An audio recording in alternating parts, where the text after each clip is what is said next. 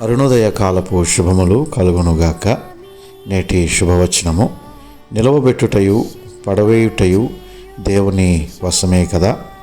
2వ దినవృత్తాంతముల గ్రంథము 25వ అధ్యాయము 8వ వచనము.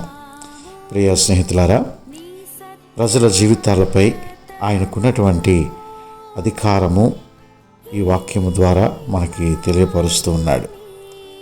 ముఖ్యంగా ఎవరైతే ఆయన యందు విశ్వాసము విధేయత కలిగి ఆయన త్రోవలలో జీవిస్తారో దేవుడు వారిని నిలవబెడతాడు.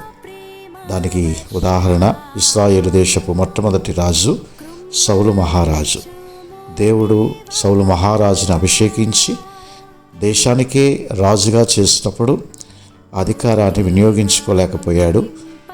తప్పు మార్గాల్లో ప్రయాణం చేశాడు.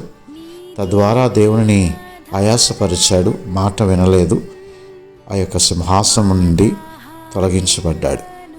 అయితే దావీదు ఆయన హృదయానుసారుడుగా ఉంటూ ఉన్నాడు.